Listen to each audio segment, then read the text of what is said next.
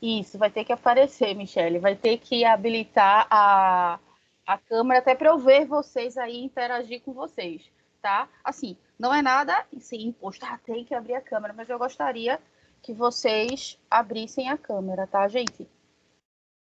Como a gente também realmente é uma forma também da gente estar, como é que eu posso dizer, visualizando, né? Quem está participando, quem está realmente frequente nas nossas aulas, tá?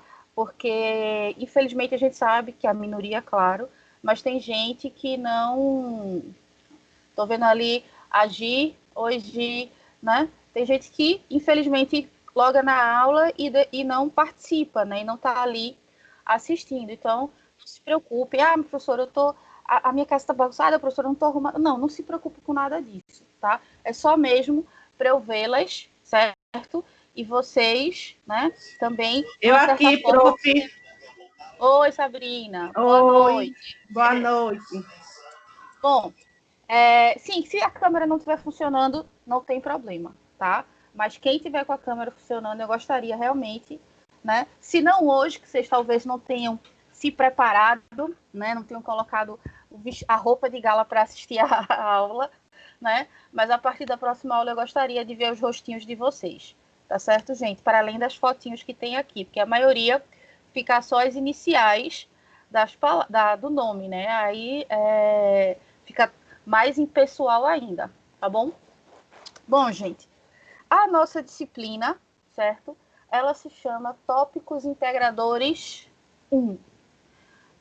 Vocês imaginam, né? Porque em outras disciplinas que o título é bem específico, dá para a gente vislumbrar do que se trata. Mas o que vocês acham que a gente vai estudar em Tópicos Integradores 1? O que é que vocês acham? Por esse nome, por esse título da disciplina. E já trazendo um pouquinho do primeiro texto que eu passei para vocês. O que é que vocês acham?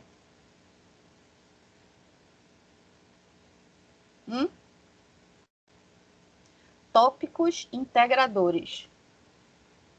Provavelmente vocês não tinham nem ouvido falar nessa expressão, né? Isso nesse termo, né? Pois é. Tópicos integradores, acho que vocês têm 3 ao longo do curso, se eu não me engano. Esse é o primeiro. É uma disciplina onde a gente procura, né, aprofundar conteúdos, né, ou então trazer conteúdos, né, que venham a somar, né, tá, na formação de vocês. Então, eu já fui professora dessa disciplina em outro momento, né? E aí, junto com a coordenação, a gente pensou num formato, ela me deu algumas opções, e a gente pensou num formato do que seria legal para aquela turma naquele momento.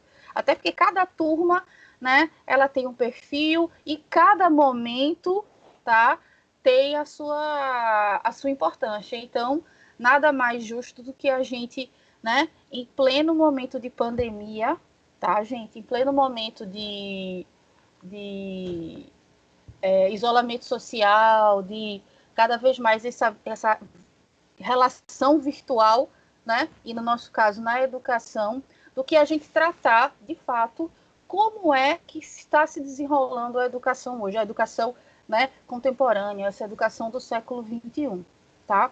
Então, eu pensei, né, em trazer para vocês discussões que vão pautar muito sobre aquilo que a gente falou na aula de integração na semana passada, na quarta-feira. Eu não sei se vocês estavam na minha aula da semana passada, que foi aquela aula coletiva, né? Mas a gente falou um pouquinho sobre aqueles temas que eu pincelei, justamente me surgiu a ideia de fazer aquela discussão justamente quando eu estava montando essa disciplina para vocês, tá? E confesso para vocês que é uma disciplina muito gostosa, porque é a disciplina que eu dei a minha cara e aí pensando em vocês. A minha sorte é que eu vou dar essa disciplina para uma turma que eu já tive o prazer, né, de conhecer e conviver no último semestre. Tá, Manda, gente? bota o celular pra carregar. E aí eu peço que vocês desliguem os microfones de vocês para a gente continuar. E aí eu queria apresentar para vocês o plano de aula, certo? Quais serão as discussões que a gente vai estar vivenciando ao longo, desse semestre, tá, gente? Deixa eu compartilhar com vocês aqui a minha tela para trazer para vocês o plano de aula. Deixa só o Teams ser legal com a gente. Lembrando que a aula está sendo gravada, tá? E aí ela vai estar disponível. Tentarei fazer aquele processo todo que a gente fez no semestre passado de baixar a aula, salvar link para vocês, tá bom? Deixa eu pegar aqui. Aí, por favor, alguém me avisa quando aparecer para vocês. É a minha tela do Word, tá?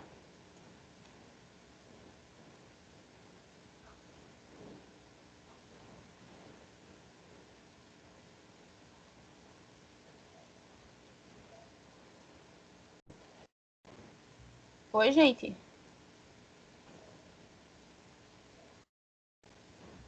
Tá aparecendo para vocês o meu Word? Ainda não. Para mim, não. Apareceu agora, professora. Agora, ótimo, pronto. Então, ó, esse é o nosso plano de aula que eu vou estar, não está ainda no portal, porque eu estava tentando alimentar o portal, mas ele estava instável. Eu salvava o plano de aula, ele não salvava, eu tinha que fazer tudo de novo. Mas eu vou colocar o plano de aula, tá? Exatamente esse aqui lá no portal para vocês.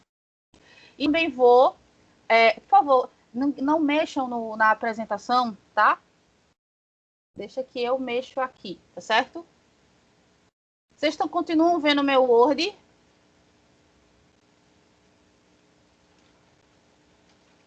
Vocês estão vendo ainda, gente? Sim. Pronto. É porque alguém mexeu, porque alguém está com subindo e descendo aqui. Não, por favor, peço que não mexam, tá? Bom, bora lá.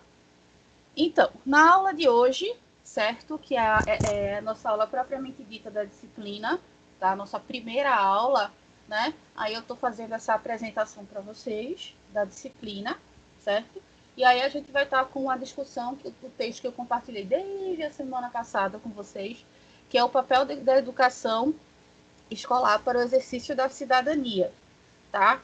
Então, eu tive o cuidado para vocês de colocar, vocês estão vendo aqui, né, que o texto ele vai estar salvo como texto 1, texto 2, texto 3, texto 4, para ficar, tá, mais organizado para vocês na hora que eu for subir, tanto pelo link de materiais no Teams, quanto, né, o que eu disponibilizo para vocês via Joyce, via as meninas, né, que compartilham no WhatsApp com vocês, tá joia?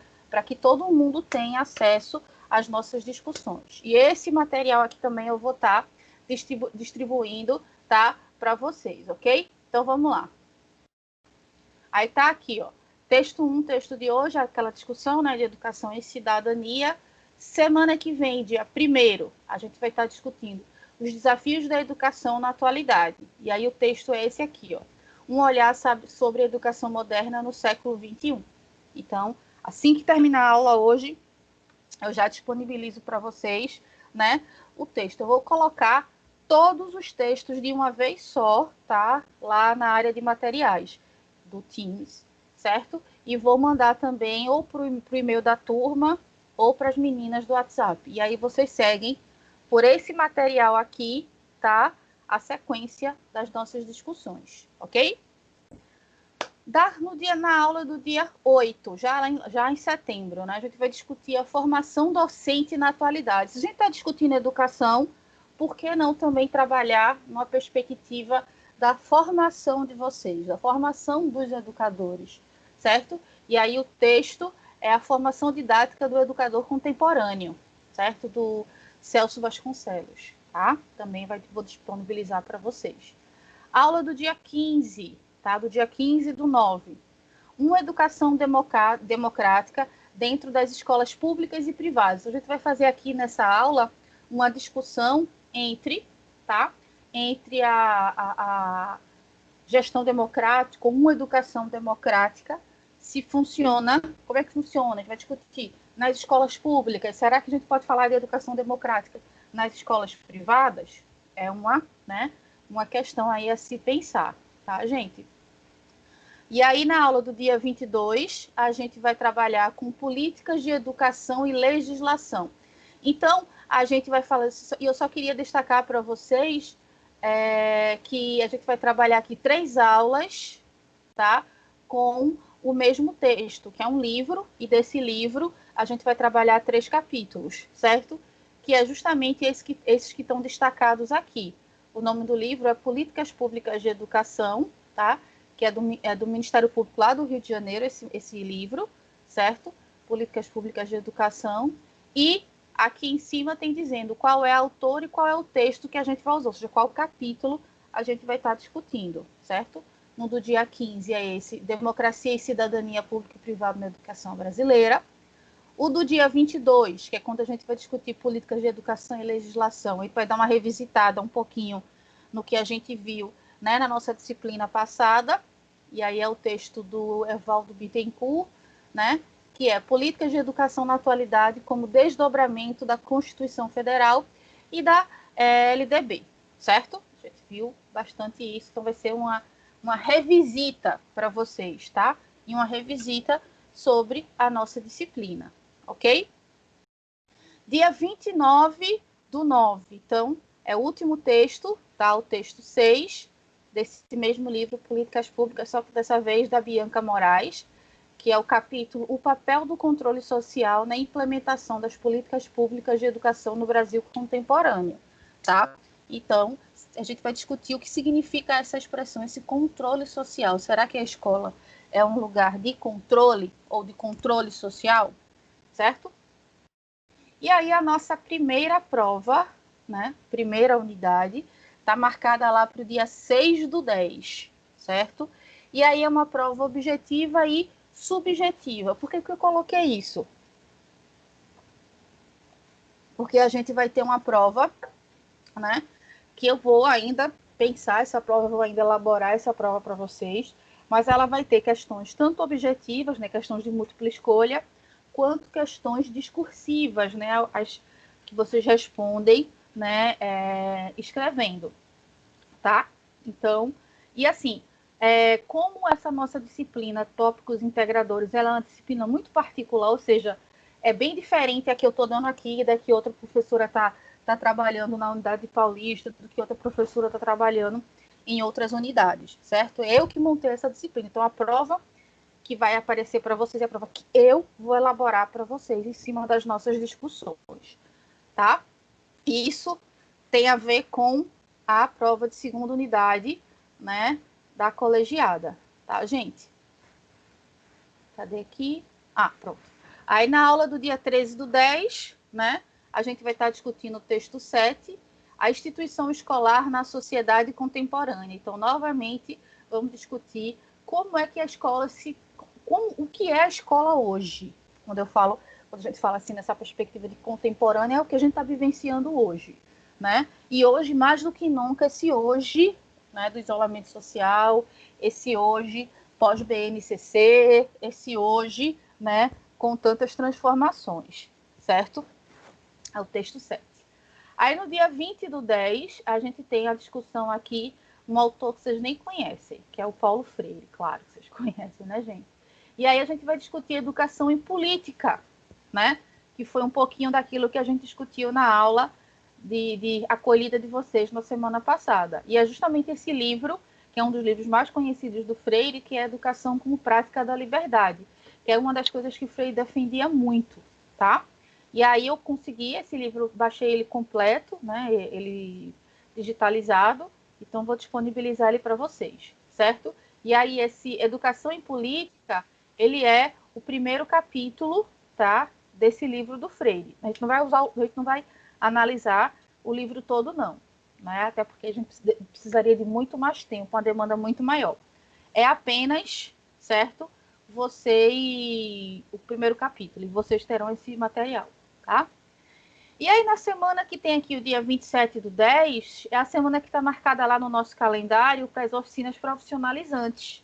Então, provavelmente, nesse dia, nós teremos uma atividade, né, diferenciada, mas que dialoga dentro disso que eu pensei, desse escopo que eu imaginei para essa nossa disciplina, tá? Aí, no dia 3/11, a gente vai ter uma discussão sobre escola e identidades. Será que a escola é um lugar de formação de identidade?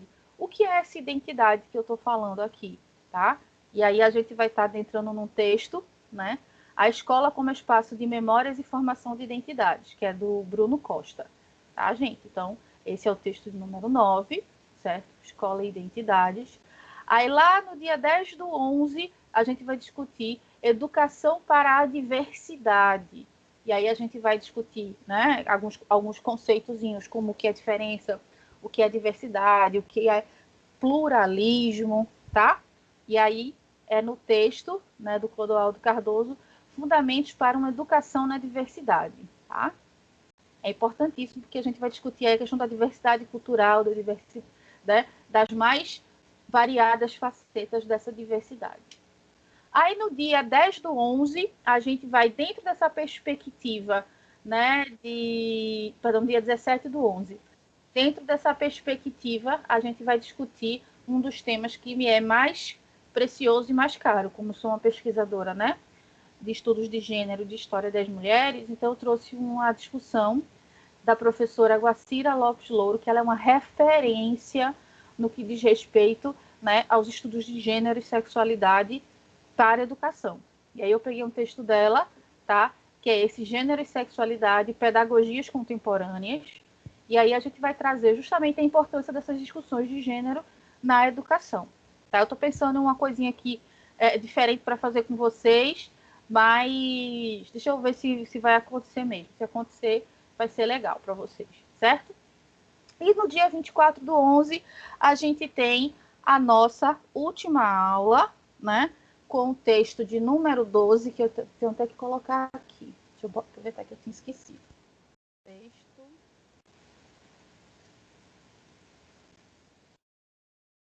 Antes que eu me esqueça. Texto 12. Pronto. Serão apenas 12 textos que a gente terá na nossa disciplina, certo, gente? Então, vai ser justamente aquilo que a gente está falando tanto, está tão na moda, tem tantas lives, tem tanta gente discutindo sobre, que é educação em tempos de pandemia, né? De Patrícia Pimenta. E aí a gente vai trazer os desafios da educação, né, em meio a essa pandemia, tá? E aí falar um pouquinho sobre mídias e tecnologias digitais, certo, gente? Então, a gente chega, essa é a nossa última aula, e aí a gente chega no dia 1º de dezembro, tá? Com a prova da segunda unidade, certo? Que também vai ser uma prova objetiva e subjetiva. Como eu falei para vocês, eu tenho essa liberdade, porque a disciplina, né, fui eu que montei. Então, se porventura a gente já tiver retornado às aulas presenciais, né, que eu acredito que é o que todo mundo deseja, claro, com segurança, provavelmente teremos a prova colegiada, mas no caso da nossa disciplina, não será colegiada, tá? Será uma prova elaborada por mim em cima das discussões que a gente colocou aqui. Aí no dia 8/12, a devolutiva das notas. Dia 15/12, prova de segunda chamada, para quem porventura perdeu uma ou outra, ou a primeira ou a segunda. E no dia 20/12, a prova final, que eu espero encontrar com ninguém, certo? Esse é o meu sonho. Ok, gente? Pessoas, ficou alguma dúvida no que diz respeito ao nosso plano de aula? Alguém ficou com alguma dúvida, gente?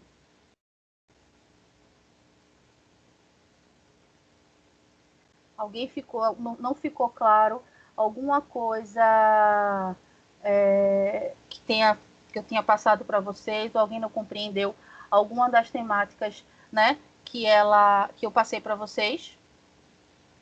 Não, professora, ficou bem claro. Boa noite. Ah, então ótimo. Então eu vou encerrar aqui o partilhamento da aula.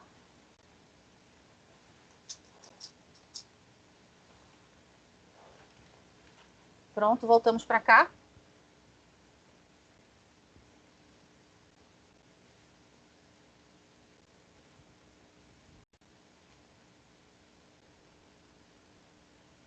Pronto, gente, todo mundo me vendo? Franci já está ali com a câmerazinha dela, Sabrina. Vocês estão me vendo? Voltou para cá, para nossa tela? Pronto, beleza, então. Bom, e aí eu queria perguntar para vocês o que vocês acham, certo? O que vocês acharam, né, a princípio, do nosso plano de aula, ou das discussões que eu me propus a trazer para vocês. Vocês acham que as discussões elas são relevantes? Elas vêm a somar? O que é que vocês acham do que eu planejei? Por favor, conversem comigo, não me deixem falando sozinha. Vocês sabem que eu não gosto.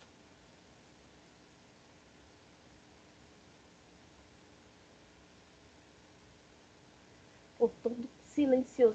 É timidez pós-recesso? Eu não acredito. Da minha parte tá tudo beleza. Kátia falando. Cadê Kátia? Eu aqui. Pronto, Kátia, ótimo. Certo? Sim, eu acredito que as temáticas que eu trouxe para vocês, Kátia, querida, se você quiser deixar a sua câmera aberta, como eu pedi no começo, né? Que eu gostaria de quem puder deixar a câmera aberta, tá? Pode ficar à vontade e deixar aí pra gente ver esse óculos fechoso aí que você tá usando. Né? Tá certo.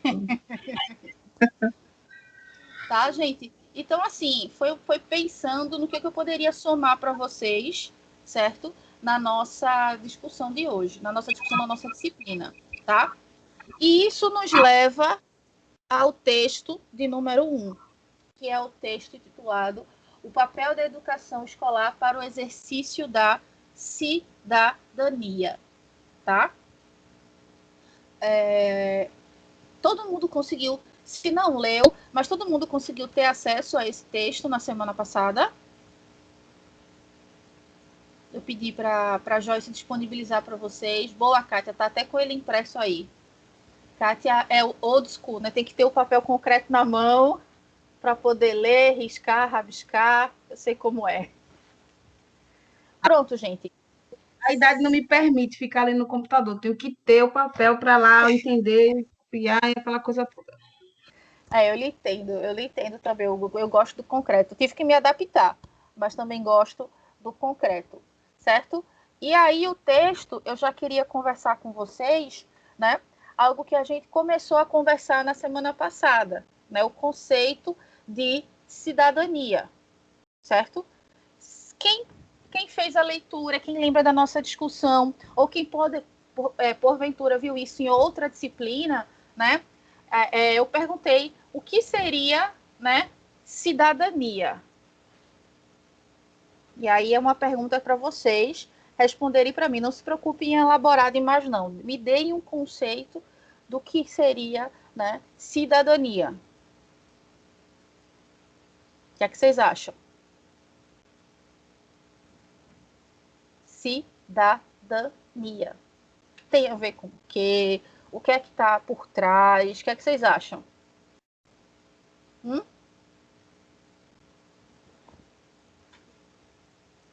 povo está muito quieto. O que seria cidadania, gente? Cadê a Alessandra? Tem a ver com os direitos e deveres. Se tem o quê? A ver com os direitos e deveres.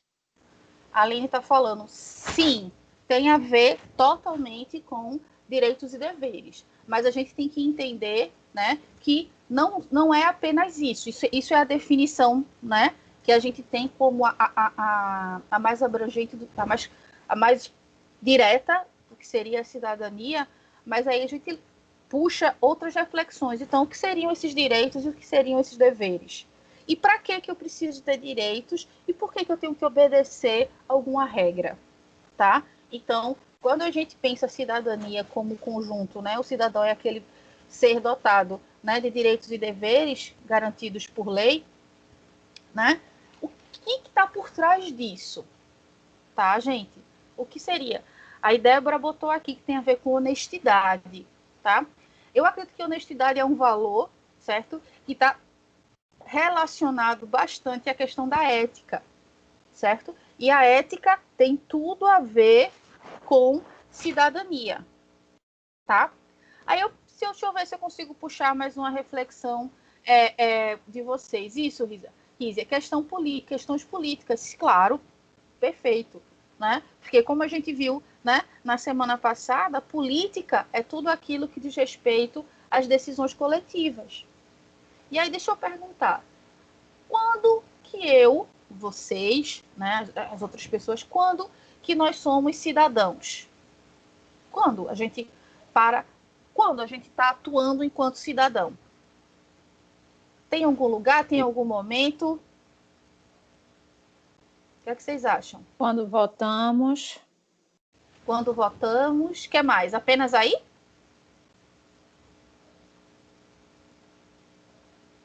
Sabrina também falou do voto. Apenas no voto nós estamos sendo cidadãos? No momento das eleições, no caso, que se avultam aí, já está chegando, daqui 2 meses, daqui 3 meses, né, que foi adiado, enfim, né? Só no momento do voto, no momento das eleições, é que eu estou praticando a minha cidadania? É questão da coletividade, né? Na comunidade, exigir nossos direitos. Estou tímida hoje. Eu não acredito. Mas você falou uma palavra aí importante, certo? Coletividade, tá? Então, a gente é cidadão quando a gente atua, certo? No coletivo. E existe algum espaço em que eu atue, em que não seja coletivo? Hein, gente? Vocês conseguem me dizer algum espaço, algum local, algum momento em que eu não esteja atuando na coletividade? Eu não consigo vislumbrar. Muita gente pode até falar dentro da minha casa, certo? Mas apesar de você estar dentro da sua casa, você está morando, se você mora sozinho, por exemplo, você mora sozinha, certo? A sua casa, né? A sua casa é seu reino, ali você, né, impõe as suas regras. Mas mesmo dentro da sua casa, mesmo dentro do seu reino, existem limitações, né, que têm a ver com essa perspectiva de cidadania, certo? Beleza, a gente não sabe, né? Não é de bom tom, por exemplo, a questão do som alto, né? Infelizmente, a gente tem vizinhos que às vezes não cooperam conosco, adoram, né, divulgar para toda a vizinhança qual é o estilo de música favorito dele, dela, enfim, né? Então você aí não está pensando, você não está agindo no coletivo quando você faz uma coisa dessa, certo, gente? Do mesmo jeito que você tem regras também e tem direitos. Você está respaldado por lei dentro da sua casa, sua propriedade privada, né? Então, nós somos cidadãos o tempo todo, porque o tempo todo nós estamos, direto ou indiretamente, tá? Atuando no coletivo, certo? E aí é a grande questão, né? O grande salto do conceito de cidadania lá atrás, que é o conceito, né, grego, né, que está relacionado à polis, à política, que foi aquilo que a gente discutiu, né, que cidadania tem a ver com cidade, né, cidadão é o morador, né, o indivíduo que pertence a uma cidade, tá? E aí Os direitos os direitos e deveres, né? Que quando se trabalha o coletivo, você também tem que trabalhar o seu direito e o dever que você tem com o outro. Não é só querer, é uma troca de interesses. Quando se fala de política, se fala disso também, né? Perfeito, exatamente. Por isso que a gente associa, né, muitas vezes de uma forma até um pouco limitada, a cidadania só a política. Não, cidadania tem a ver com... Eu acredito que tem muito mais. Política tem a ver com cidadania. A cidadania vem antes, né? Porque cidadania é aquela... A política serve à cidadania, né? A cidadania não é justamente essa ideia de identidade, essa ideia de pertencimento, né, a determinado lugar. Então, eu, quando ajo nesse lugar, quando eu ajo nessa coletividade, eu estou sendo político. Então, eu estou pondo em prática a minha cidadania. Então, gente, por mais que a gente bata no peito e diga que não gosta de política, que não quer se envolver com política, nós somos políticos o tempo todo, tá? Eu estou sendo política com vocês estão sendo políticos comigo o tempo inteiro. Até dentro de casa, com os nossos familiares, muitas vezes até inconscientemente, sem ter essa perspectiva, eu estou sendo política com a minha família, com os meus filhos, quando eu negocio, né? Quando eu determino algumas questões. Eu sou a dona da casa, então tem que seguir as minhas regras, né? Ou então, não, vamos discutir, a gente tem que comprar determinada coisa, tem que fazer determinada reforma na casa, vamos discutir o que é melhor, como a gente vai gastar o dinheiro. Então, tudo isso, né? A gente está falando de política, né? Direitos, deveres a serviço da cidadania. E a Rízia bota aqui para a gente, né? Acredito que a educação é um meio de expandir a cidadania, perfeito, que é a discussão proposta pelo texto de hoje, tá? E aí Débora diz para a gente que é difícil crer que tudo tem uma certa coletividade, naquela pergunta que eu fiz, né? Se existe alguma questão aonde você é indivíduo sozinho, tá? A não ser que você seja um eremita que vive isolado numa montanha sem mais ninguém ao seu redor, né? Fora isso, você está, né, cercado pela coletividade, certo, gente? Então, a gente vai pensar para discutir sobre a importância da escola, sobre a importância da educação, né, para formar cidadãos, mas, ao mesmo tempo, né, que tipo de cidadão é esse que as escolas estão formando hoje, certo, gente? Que formavam antes, será que aquela mesma perspectiva de cidadania que a gente tinha há 30 anos, há 40 anos, é a mesma perspectiva que a gente tem hoje? É isso que a gente vai discutir também, que esse texto traz para a gente como proposição de discussão, tá? E aí esse conceito de cidadania, como eu disse para vocês, vem do grego cidade, polis, né? A polis grega, tá? Que é a palavra grega que significa cidade, polis, certo? P-O-L-I-S, polis, tá? E aí, na Grécia, por mais legal que seja esse conceito, né, de que as pessoas que fazem parte da cidade decidem aquilo que é melhor para a cidade, ou seja, são os cidadãos, esse título de cidadão na Grécia Antiga ele não atingia todo mundo, tá? Quem que era cidadão na Grécia Antiga? O que vocês acham? Vocês acham que, por exemplo, eu, Kátia, Aline, Sabrina, Rízia, Luana, será que nós seríamos cidadãs se nós vivêssemos na Grécia Antiga? Eu vi que cidadão na Grécia Antiga só era considerado homens, mulheres não eram consideradas cidadãos e nem também crianças, nem isso, crianças. nem crianças, nem escravos, apenas os homens, né? Então, só os homens, escravos também não, só os homens livres, né? Os tidos, como eles eram chamados, né? Os patrícios, né? A elite, né? Dominante. Esses eram os considerados cidadãos. Então, a ideia da cidadania ela surge na Grécia. Ele era os escravistas, né? Eles mantiam as mulheres sob opressão e os homens e muitos escravos. Então, não tinha interesse de formar cidadãos ali, né? Isso, né? Então, quando a gente para pensar, era a minoria da população que tinha direitos lá na Grécia, em Atenas e Esparta, que são as cidades-estados naquele período, né? E aí, quando a gente pensa, né, nessa ideia de um coletivo decidindo as questões do coletivo, já é um avanço. Porque o que seria o contrário de um coletivo decidindo os interesses do coletivo?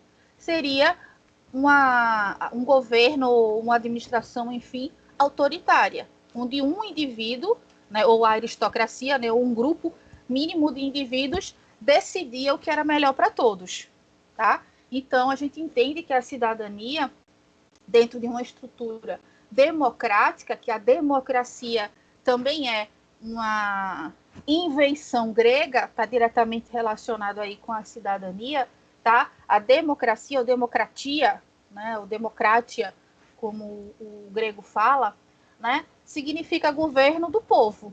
Demo é povo e cracia, né? É governo. Então, governo do povo. Que povo? Que pode governar, o que pode decidir o que é melhor para si? Aqueles que são reconhecidos como pertencentes àquele local, seja uma cidade, seja um país, tá? Daí a ideia de cidadania está relacionada também, né, à política, no caso aí a política administrativa, né, ao Estado, tá, gente? Isso é legal, fica bem sedimentado na época da antiguidade, trazendo um históricozinho para vocês. Aí a gente tem o período, né, do feudalismo na Europa, principalmente, a gente está falando da Europa, tá? E aí essa ideia de cidadania meio que some, né? Porque em vez de existir uma grande cidade ou um país, vão existir pequenas fazendas, digamos assim, que eram os feudos, certo? E aí cada feudo tinha sua lei, quem mandava no feudo era o senhor feudal, era o dono daquele lugar, tá? Então, a ideia de coletividade, de decisão do coletivo, né, some, deixa de existir por muito tempo durante o que a gente chama de Idade Média, tá, gente? Aí só no finalzinho da Idade Média é que começa a surgir uma galera que vai ganhar dinheiro fazendo comércio, viajando entre os feudos, levando seus produtos.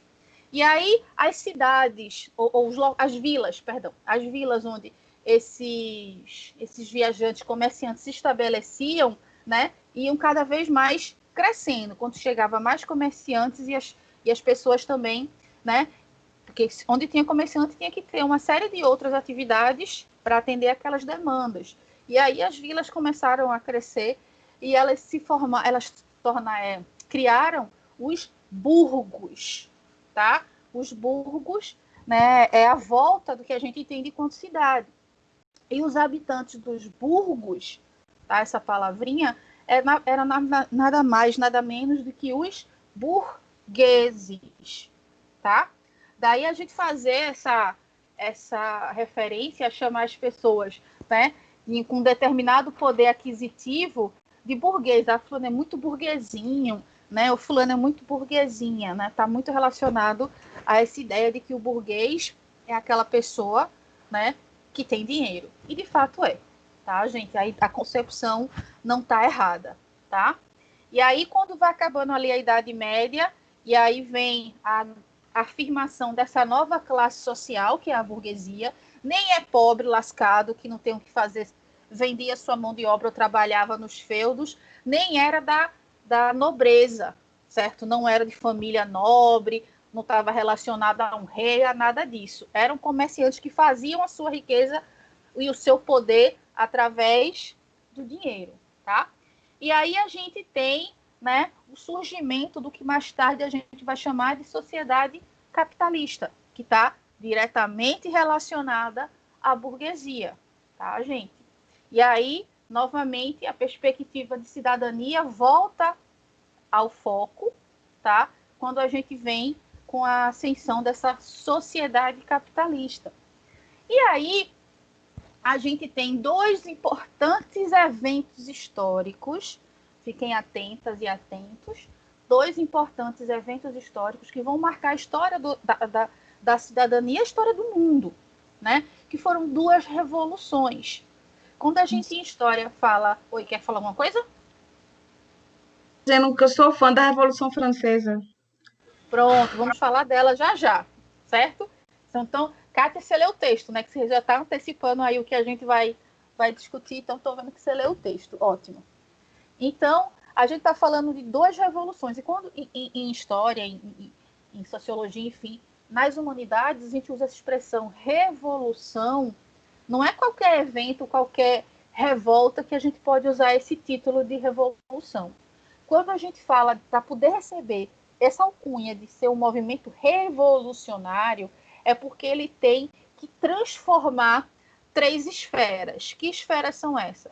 A esfera econômica, a esfera cultural e social e a esfera política, certo? Se o movimento muda tudo isso, ele é chamado de revolução, tá, gente? Então, a gente tem, né, essas revoluções como luta pela ampliação do conceito de cidadania, tá? Porque tanto a Revolução Americana, que é um dos fatos que eu vou tratar aqui brevemente para vocês, quanto a Revolução Francesa, o mote desses dois movimentos tem a ver com a conquista de direitos. E quando a gente fala de conquista de direitos, de reconhecimento de direitos para aqueles que não possuíam direitos, a gente está falando, né, de uma construção ou de uma busca cidadã, certo? Então, a gente vai ter primeiro a Revolução Americana, tá, dos Estados Unidos, que eles são tão orgulhosos que eles acham que, né, nós também somos americanos, né, mas a gente poderia botar aqui a Revolução Norte-Americana, mas é chamada nos livros de história de Revolução Americana, que aconteceu no século XVIII, em 1776, um pouquinho antes da Revolução Francesa, tá? Claro que a Revolução Francesa teve um alcance muito maior, né, do que a Revolução Americana, que ela ficou muito concentrada ali lá nos Estados Unidos, né? Nem chamava de Estados Unidos ainda naquela época, era as 13 colônias que depois, né, viraram os Estados Unidos da América, certo? E, por incrível que pareça, a Revolução Francesa pegou algumas ideias, sim, da Revolução Americana, certo, gente? Que é Oi.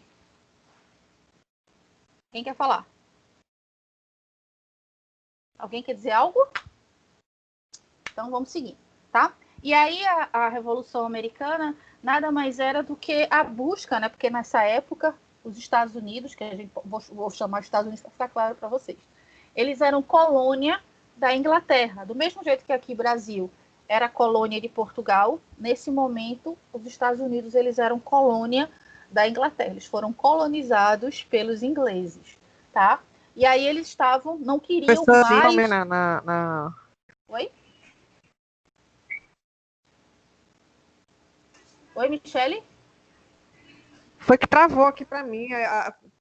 Eu bati aqui sem querer. Eu vou deixar a câmera fechada, porque travou. Estou falando que na Revolução Americana, os índios e os negros, eles não... Pena que eles não tiveram, né? A mesma... Isso. Foi... A conquista não foi por igual, né?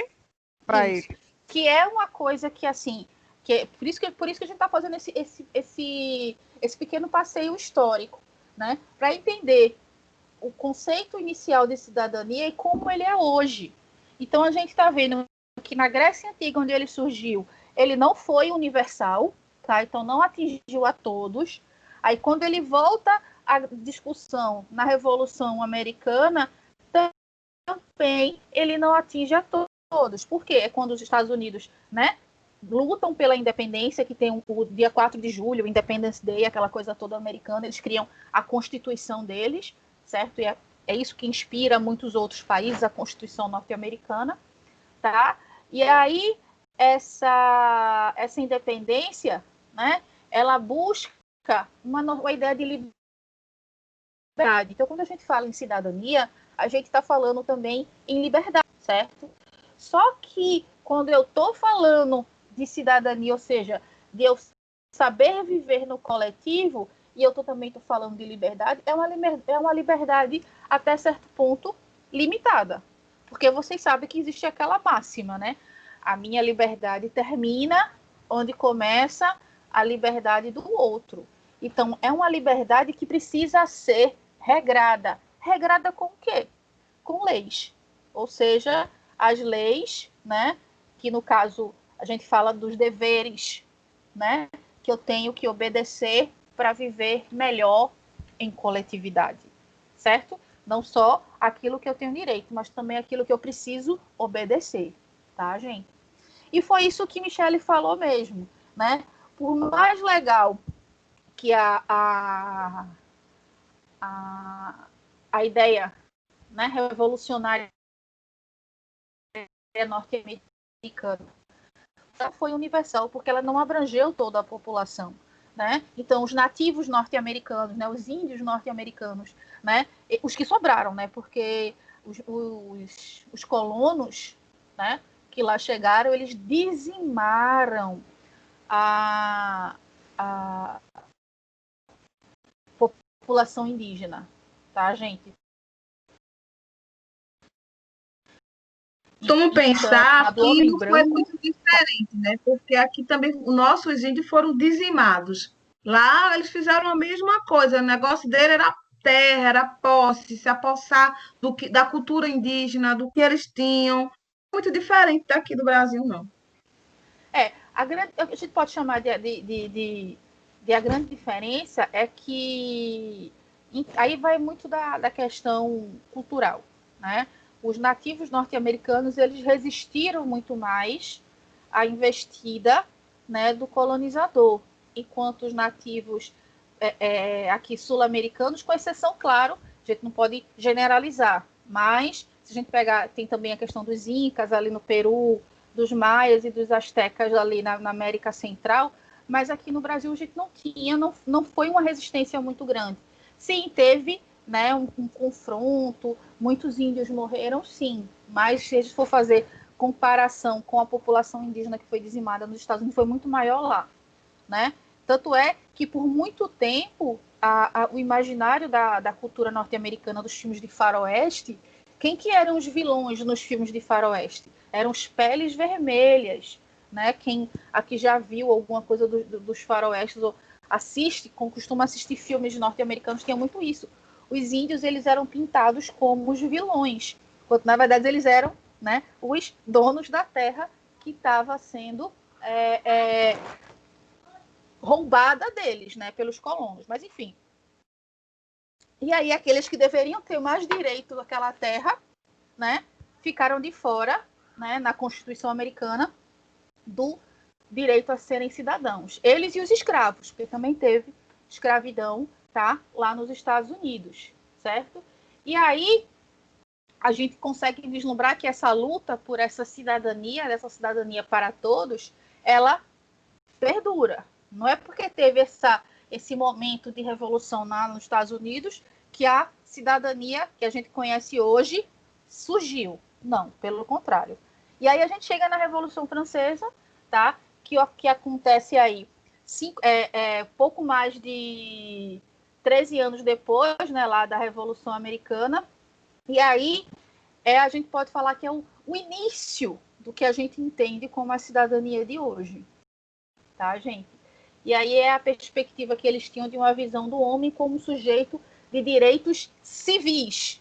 Civis tem a ver com cidade. Cidade tem a ver com cidadania. Então, o homem como um sujeito de direitos, o homem como cidadão. E aí, quando ele fala homem, né? É porque o nosso vocabulário, né? Ele é um tanto quanto machista, mas não, de fato, né? Só quem obteve o título de cidadão pós-revolução francesa foram os homens. As mulheres ficaram de fora, tá? Então, ainda na Revolução Francesa, por mais massa que ela tenha sido, ela ainda não trouxe o real sentido daquilo que era a cidadania, ou seja, a oferta de garantias legais, de direitos e deveres para toda a população de determinado local, tá, gente? Mas aí a gente tem que entender que na Revolução Francesa, né, ela primava, né, pelaquela tríade famosa, né, os princípios da Revolução, que é a ideia de liberdade, também igual à da Revolução Americana, a ideia de igualdade, todos são iguais perante a lei, tá? Todos que são considerados cidadãos. E fraternidade, né, que é a ideia do bem comum, certo? Do bem coletivo, tá? E aí essas três premissas é que se espalhou pelo mundo, tá? A contribuição da Revolução Francesa para o mundo, tá? E aí a cidadania ela vai ter essa perspectiva bem mais ampla do que a Revolução Americana, mas ainda não tão abrangente, tá? Porque as mulheres ainda não conseguiram, certo? Atingir esse status, tá, gente? E aí a gente chega numa perspectiva, tá? Que a partir do momento que tem esse movimento tão turbulento na França, né, que era um dos países mais poderosos no século XVIII, tá, gente? Principalmente nesse momento, né? O mundo todo passa a pensar, tá? As suas políticas no que diz respeito à sua população, aos seus integrantes, aos seus membros. Então, as ideias revolucionárias francesas, elas começam a viajar pelo mundo, chegando em vários outros países, inspirando várias outras revoltas, né, e outros movimentos, né, libertários pelo mundo, tá? E aí essas conquistas, né, claro, elas vão sendo graduais, as conquistas dos direitos, né, para todos. tá? Mas, e aí é uma ressalva que o autor do texto faz para a gente, a cidadania, ela não é uma conquista, né, dos tempos passados, ela é uma conquista dos tempos presentes, certo? E aí, eu estava vendo uma fala do professor Leandro Carnal que dizia o seguinte, né, que o presente é o tempo todo, certo? Então, se o presente é o tempo todo, então agora é o presente, daqui a pouco vai ser presente de novo, amanhã vai ser presente de novo, né? Então, dentro dessa perspectiva, se a cidadania é uma conquista do presente, isso faz com que a gente perceba que a cidadania ela ainda é algo que está sendo buscado, tá? Uma cidadania como garantia, como reconhecimento e legitimação dos indivíduos, tá? E aí, se a gente fosse pensar hoje, mas hoje todo mundo tem direitos, hoje todo mundo tem deveres, hoje todo mundo é igual perante a lei. E aí eu pergunto para vocês, será que é isso mesmo? Será que a gente não tem grupos que estão aí lutando de alguma maneira por algum tipo de reconhecimento ou de garantia de direitos? Será que a gente não está vendo aí, por exemplo, a nossa população indígena, né, sofrendo, sendo dizimada, sendo deixada de lado, né? Cadê os direitos, tá, desse pessoal, né, que, quer queira que não, são de fato os descendentes, né, dos verdadeiros brasileiros, né, gente, se a gente for pensar dentro dessa perspectiva, tá? E depois de a gente fazer esse pequeno passeio histórico... Juliana? Oi? Oi, Gi, você Oi. levantou a mão? Oi, Diga, levantei a mão. Nessa Revolução Francesa, quando ele diz que essa declaração de direitos do homem, do cidadão, que essa liberdade que eles falavam nessa declaração era o direito também de fazer tudo que não prejudicasse o outro. Isso. Era dessa forma mesmo que acontecia?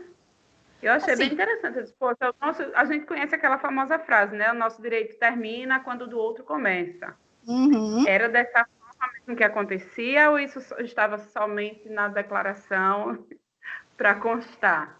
Porque, assim, era para ser seguido. Se todo mundo seguir ou não, realmente a gente ser ingênuo, achar, né, que todos seguiam à risca. Até porque a declaração, né, dos direitos do homem e do cidadão da Revolução Francesa, ela só vai ser literalmente gozada bem posterior, né? É algo gradativo, porque pense, né, foram séculos de uma relação, né, que foi estabelecida na França, que foi rompida muito bruscamente. Então, se você parar para pensar, não vai ser da noite para o dia que as pessoas vão mudar radicalmente. Então, por isso que a gente fala que é um processo. Que vai sendo construída, né?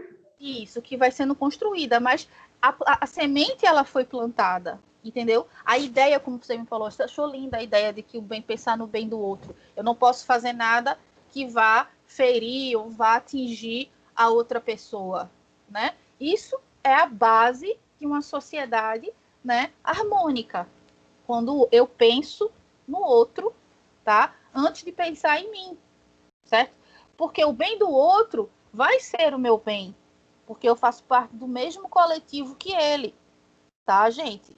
E aí eu até fiz essa ressalva quando a gente discutiu na semana passada, né, sobre a noção de solidariedade e a noção de cidadania, usando um exemplo da pandemia, né, do uso ou não uso das máscaras em espaços, né, públicos, espaços do coletivo, né? Se é para usar porque eu estou me protegendo e, consequentemente, eu protejo o outro, por que eu não fazer isso? Agora, a partir do momento que eu não uso, né, eu não estou apenas... A minha decisão ela não vai, como é que eu posso dizer, implicar apenas em mim, né? Ela pode implicar em outras pessoas, certo? Então, passa por essa perspectiva, né? Então, se a gente está vivenciando hoje, pleno século XXI, cada vez mais exemplos de descaso com o coletivo, né? Ou seja, se está estabelecido, se já foi afirmado que o uso das máscaras minimiza bastante os riscos de transmissão do Covid, né? Por que ainda tem pessoas circulando em espaços coletivos sem usar o objeto, sem usar a proteção, né, gente? Então, isso mostra que a perspectiva de cidadania enquanto pensamento do coletivo ainda não foi totalmente atingida, tá? A gente pode falar de direitos e deveres garantidos? Pode, beleza. Mas eu comecei a aula dizendo para vocês, cidadania não é só direitos e deveres. Cidadania é algo muito mais abrangente. Por isso que é fundamental eu discutir essa construção desde cedo com os indivíduos. E aonde que eu posso discutir essa construção desde cedo? Na escola, tá? A gente não fala muito que o papel da escola é formar cidadão, mas que cidadão é esse que a gente está formando? Certo, gente? Então, é essa reflexão que eu quis trazer para vocês nessa nossa primeira aula, nessa nossa primeira conversa. Porque a gente vai voltar sobre ela ao longo, tá, de todo o semestre. Mas é isso que eu queria que vocês tivessem essa percepção, tá, do que é essa cidadania da importância, tá, de eu trabalhar essa construção, mas para uma cidadania muito mais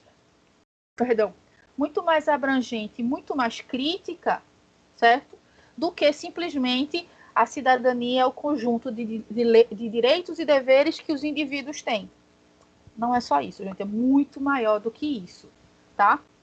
E aí a gente chega, né, mais recentemente, saímos lá do século XVIII para o século XX, com a criação da ONU, né, da Organização das Nações Unidas, tá, gente? Que nada mais é que uma instituição pensada justamente para tentar harmonizar, para tentar equilibrar, né, as disputas, as instabilidades, tá? Acho que a palavra que seria legal é essa, as instabilidades, né, que estão permeando o mundo, porque a ONU surge justamente em meio às duas grandes guerras mundiais, né, aqueles dois grandes conflitos que literalmente sacudiram o planeta, milhões morreram, né? E muitas vezes a justificativa para a perseguição e a matança tinham a ver, né, com questões de identidade, como é o caso do Holocausto judeu, né? Pessoas sendo perseguidas pela cultura que seguiam, que possuíam, né? É algo muito delicado. Então, um órgão como as Nações Unidas é justamente um lugar onde se discute, né, o que é melhor para o globo, as nações, as nações que fazem parte, né, daquela associação. Então, cada país tem seu representante, né, que não é que as leis que a ONU determina vai valer para o mundo todo, né, mas são recomendações, né, são deliberações que ali a ONU se torna um palco para essa busca desse equilíbrio, dessa harmonia global, tá? Cadê? O Vitor está falando aqui para a gente, fugindo um pouco do tema. Não sei se já foi citado. Sim, Vitor, foi bem lembrado, né? O Fundeb, que a gente falou sobre ele na disciplina passada, ele acabou de passar, né, no Senado, tinha passado algumas semanas na Câmara, tá? E passou no Senado, certo? Agora, né, cabe ao nosso excelentíssimo assinar, né? Mas acho que ele não vai ser doido de não assinar depois de ter passado com ampla maioria nas duas casas legislativas, né? A não ser que ele queira dar um tiro no pé dele.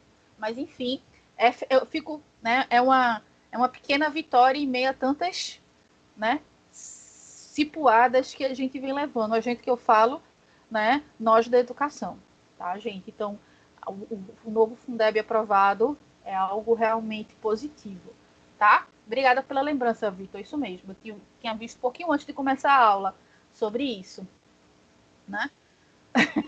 A Jéssica, né, não sei, né? Mas vamos ver se o povo que está ao redor dele bota um pouquinho de juízo na cabeça dele para esse momento, tá? Ele dá tiro no pé todos os dias. O problema é que ele é ruim de mira, ele não acerta.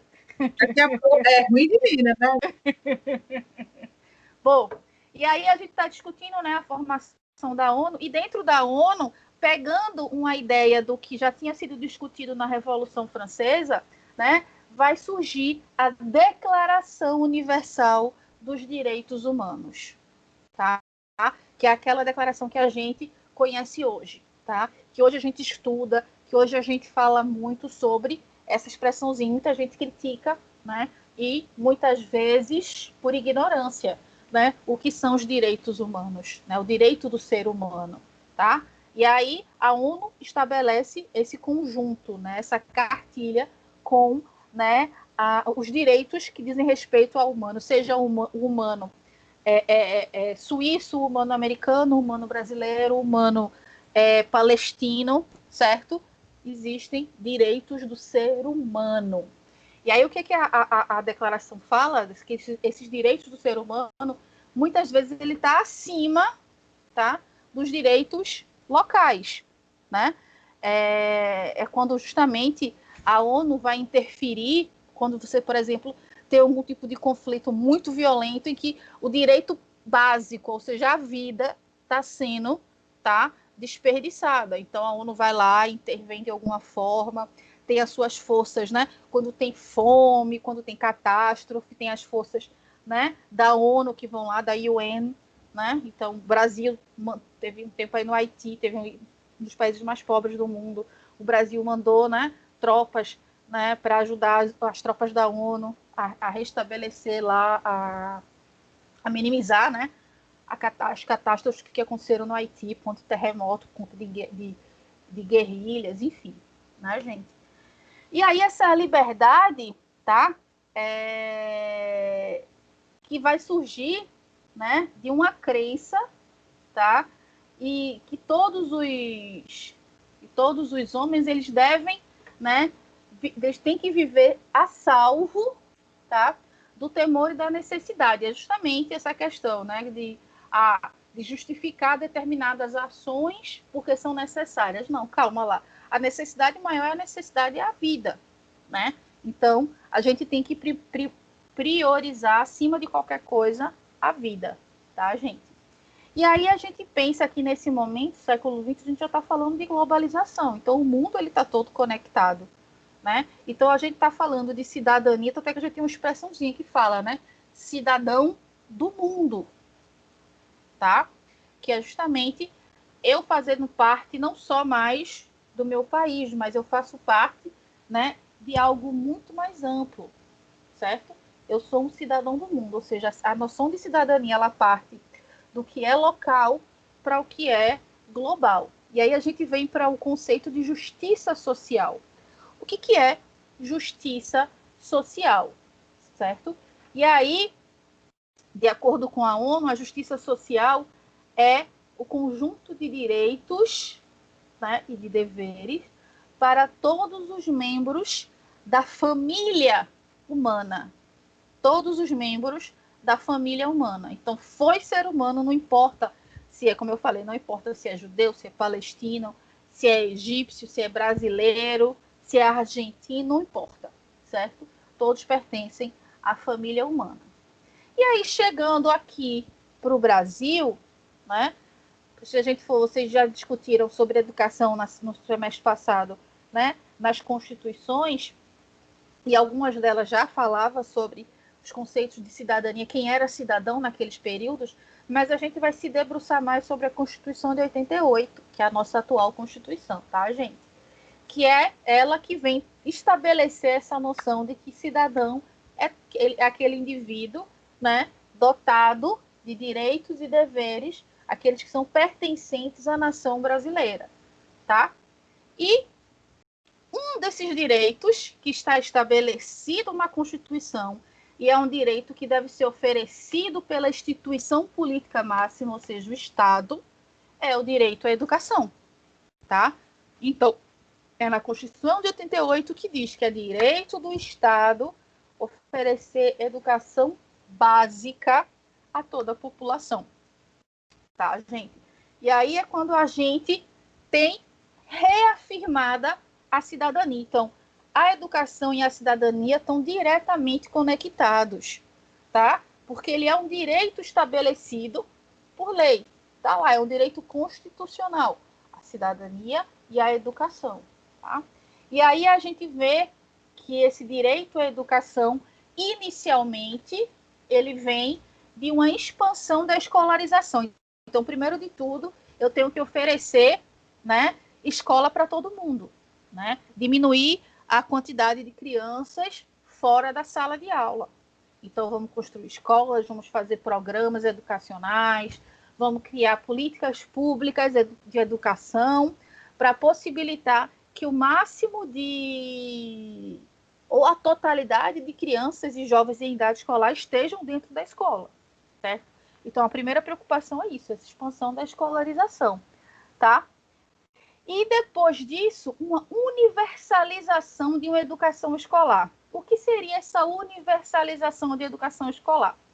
É eu oferecer, beleza, eu botei todo mundo agora na escola, tem escola para todo mundo, tá? Agora eu vou ter que oferecer uma educação que seja igual lá no Acre à educação do Rio Grande do Sul, a educação lá do Mato Grosso, a educação daqui em Pernambuco, tá? Essa ideia de universalização de uma educação escolar. É quando a gente vem começar a discutir sobre sistema de ensino, que foi aquilo que a gente viu no semestre passado, e a própria questão de uma noção de currículo, um currículo nacional, tá? Que a gente teve inicialmente com os PCNs, teve os diretrizes curriculares nacionais, os PCNs, e hoje a gente tem a BNCC, tá, gente?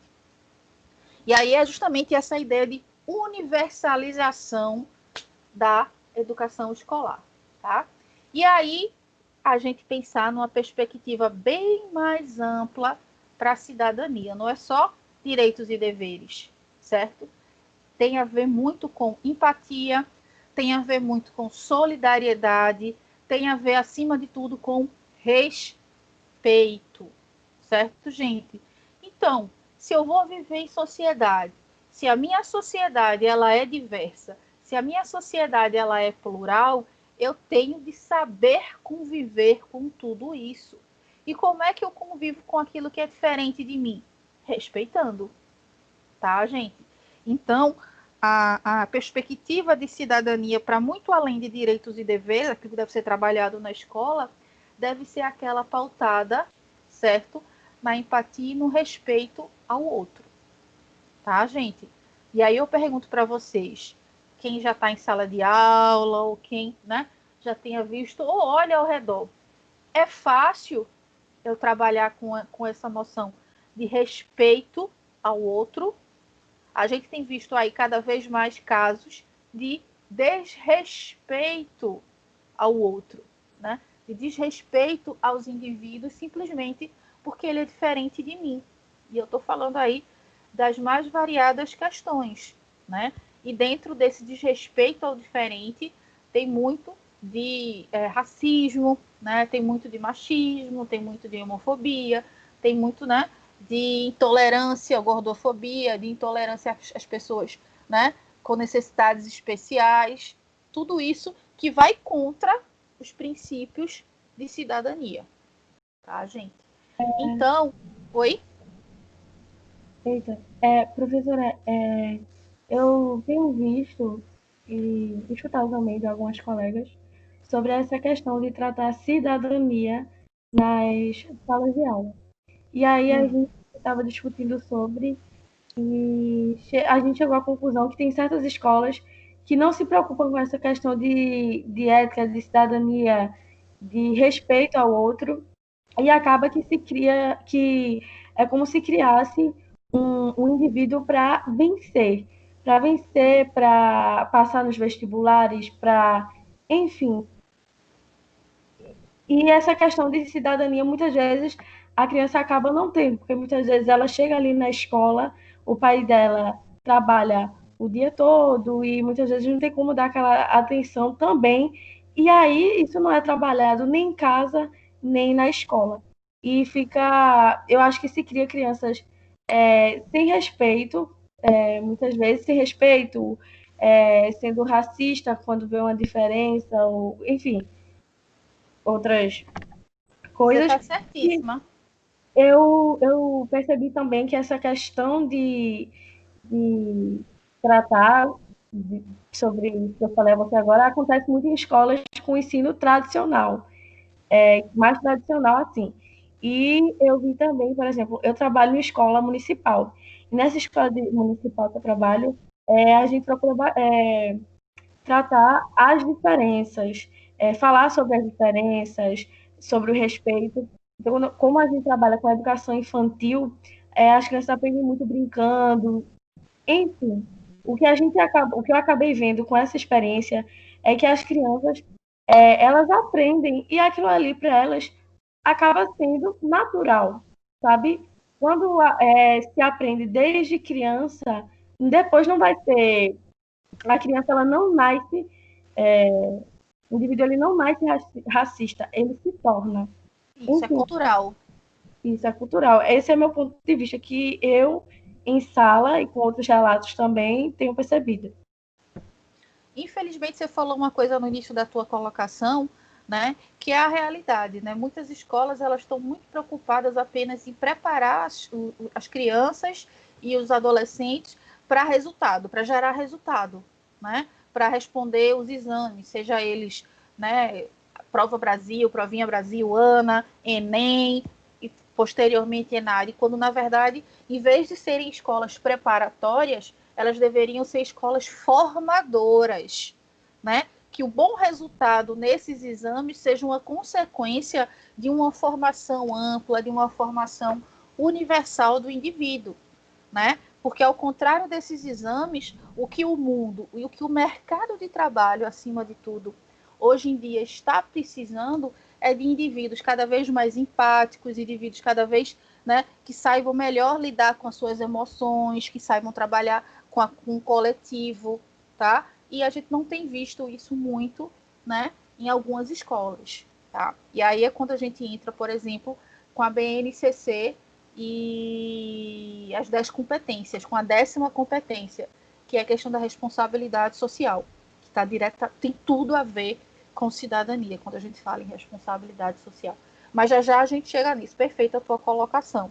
E sem sombra de dúvidas, tem a ver conosco, com o nosso papel e com o nosso compromisso enquanto professoras e professores, né? Eu assumi essa responsabilidade de fomentar, de possibilitar a minha criança, ao meu adolescente, aquele instrumentalizá-lo, né? Instrumentalizá-lo com o máximo de informações para que ele se torne um indivíduo, né?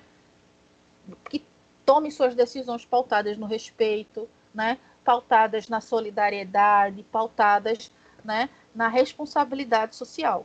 Ou seja, se eu tenho responsabilidade social, ou seja, eu penso no coletivo, né, dificilmente eu vou, por exemplo, tomar atitudes que vão prejudicar o outro, como você usou aí o exemplo do racismo, né? Quando a gente vê um país extremamente racista, como é o caso do Brasil, um país extremamente machista, extremamente homofóbico, a gente vê que a gente fracassou até agora no que diz respeito à formação cidadã dos nossos dos nossos das pessoas do nosso país, né, gente? Então algo precisa ser feito urgentemente, certo? Acredito também que assim não seja esse tipo de educação que cria um aluno para ter resultado, não seja uma educação transformadora, no meu ponto de vista. Isso, de forma alguma, né? E aí a gente vai voltar a discutir isso, né, essa questão da educação transformadora, quando a gente falar também sobre Freire lá atrás,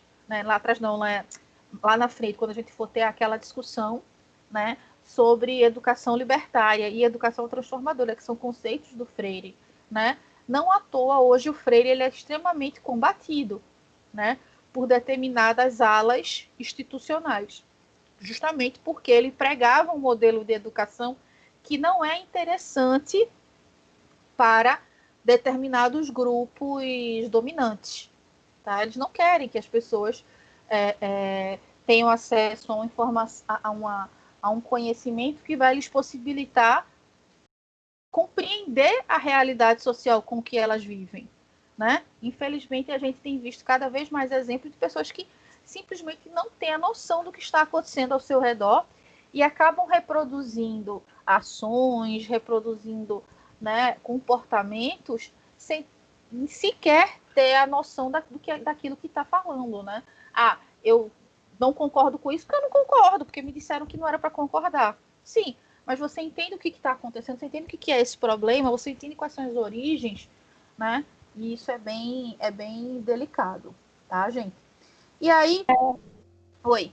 Eu acredito que as instituições também precisam dar mais atenção a questões de situações de racismo em escola, em salas, e assim, não só falar com os alunos sobre isso. Por exemplo, uma semana a respeito disso, uma funcionária sofreu, uma aluna sofreu uma questão de racismo. Eu acho que a instituição precisa se preparar, não para falar É só dever, é obrigação da instituição, né, abordar essa temática, perfeito. E não só com as crianças, com os alunos, com os pais também, porque isso não está vindo só da escola, isso pode vir de casa também. Sim, sim. Né? Infelizmente, a gente tem Eu acho que essa questão de cidadania e racismo tem que ser tratada, e eu estou falando questão de educação, principalmente com os pais, porque as crianças elas não nascem racistas, elas não sabem o que é o defeito do amiguinho. Geralmente, quem vai apontar isso é o adulto. Então, elas vão ter o reflexo do adulto. Então, essa é a educação que tem que ser passada para os pais, principalmente. Né? Acho que várias amigas, colegas já passaram por situações assim, onde vê uma criança de 3, 4 anos ela sendo racista. Aonde que essa criança tem essa noção? Não tem. Então, onde foi que ela trouxe isso? Ela aprendeu. Eu vivi uma situação com uma criança de 3 anos que estavam brincando, que eu sou auxiliar de infantil, então a minha experiência é mais com os menorzinhos. E ela falou para as outras crianças não brincar com a outra porque ela era negra. E essa menina só tinha 3 anos. Isso gerou uma situação porque a criança entendeu. A outra que tinha a mesma idade que ela entendeu que ela estava chamando ela de negra. E isso gerou... Estava depreciando ela, né? Estava escanteando ela por ela ser negra, né? Exatamente. E a Yasmin, ela entendeu e ela chegou em casa muito mal chorando, então isso gerou uma situação entre os pais, né? Por conta disso. Então, a educação e a cidadania, ela tem que ser tratada e trabalhada na escola, principalmente com os pais. Porque a gente, como educador, a gente não vai poder educar uma criança que a gente passa 4 horas com essa criança. Quem tem que educar e transformar essa criança num cidadão são os pais. A gente estamos ali para orientar a questão da didática, não é isso? Mas eu acredito que a escola também tem um papel com a cidadania, assim, para ajudar a expandir, para que o indivíduo saiba seus direitos e deveres, a questão do respeito. Infelizmente, a gente sabe que atualmente, infelizmente, a gente faz muitas vezes esse papel que era para ser dos pais também. Eu acredito que essa questão de ensino da cidadania, do respeito, a escola e a família precisam andar lado a lado para trabalhar com isso. Né? Não adianta só trabalhar de um lado e o outro não, nem, enfim. É isso. Tanto a colocação da Kátia quanto a sua, né, elas são totalmente pertinentes. Né? Infelizmente, o que a gente constrói em sala de aula acaba que chega em casa, se brincar, tudo desconstruído.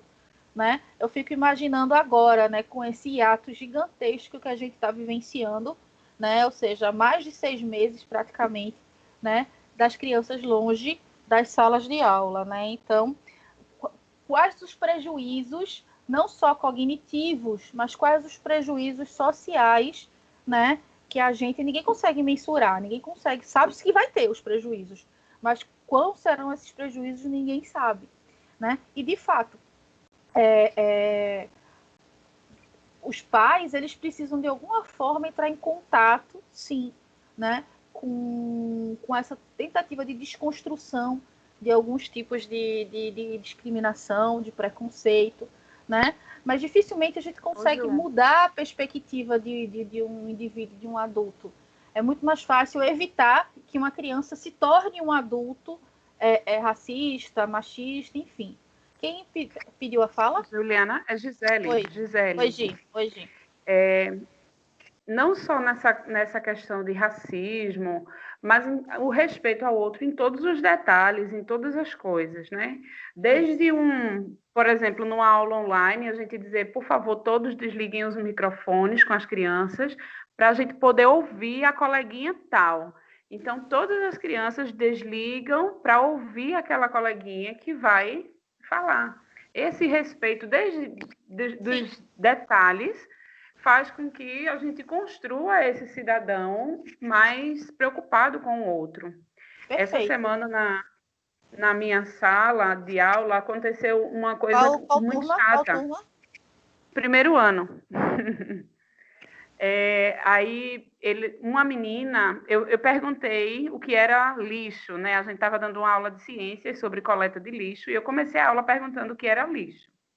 E uma das crianças começou a tentar me explicar o que era o lixo, e ela se enrolou e começou a falar um monte de coisa, e não conseguia dizer exatamente o que era. E a outra coleguinha ligou o microfone e disse, o lixo é aquela comida que a gente não quer mais, que a gente não vai comer e a gente joga fora. Aí aquela criança que tentou se expressar e não conseguiu, começou a chorar. Eita. Porque a outra falou. Imagina isso, tudo online. Eita. Aí começou a chorar. Aí eu disse, o que foi que aconteceu? Por que você está chorando? Aí ela disse, porque essa ridícula falou na minha frente. Nossa. Aí, só que eu não escutei, eu acho que travou na hora do ridículo, aí eu não escutei. Só que quem estava em casa junto com os pais estão todos ali por trás das câmeras, né? A gente dá aula não só para as crianças, mas também para os pais. O pai da menina que foi ofendida... Pois é, o pai da menina que foi ofendida, ele escutou. E eu segui a aula, eu só escutei ela dizendo assim, ela falou na minha frente, eu não escutei a palavra ridícula. E segui a aula dizendo que não, que essa pergunta tinha várias respostas e que ela só tinha dado uma delas e que você podia dar uma outra resposta a respeito. E a aula seguiu, a menina enxugou as lágrimas e continuou. No final da aula, a mãe da coleguinha que tinha sido ofendida liga para a professora, lógico, né? Liga para a professora para falar do que tinha acontecido. E eu disse que não tinha ouvido, do ocorrido, exato. E disse que a coleguinha se sentiu muito triste. Ficou dizendo, poxa, como dói ouvir que você é ridícula. Imagina a situação inteira, né? E tudo isso de forma online, que você tem que ter toda uma cautela, porque você está falando com os pais, tal. Eu falei do ocorrido para a direção, e a escola em si, ela tem que se preocupar com essas coisas que acontecem. Sem dúvida. Essas pequenas coisas. Às vezes não é racismo, às vezes não é... É só o jeito de você falar com o outro, a grosseria com a outra, né? Na sala de aula, não. A gente bota uma de frente para a outra e diz, peça desculpa para sua amiguinha, agora dê um abraço nela, pronto. E se resolve. Né? É aquilo que eu estava falando, Gi, da empatia, né? Que é difícil, ainda mais... Você constrói você faz um pacto, né, pedagógico em sala de aula, mas você está agora dentro de um outro cenário, cada um na sua casa. E o pior é que os pais estavam do lado, né? Os pais da menina que ofendeu e da que foi ofendida. Os pais da que ofendeu estavam do lado e não repreenderam a criança. Aí, no outro dia, ela chegou, no começo da aula, quando eu ia falar no outro dia a respeito do assunto, antes de eu falar, a que ofendeu disse, tia, eu posso falar uma coisa para minha coleguinha? Aí eu disse, pode.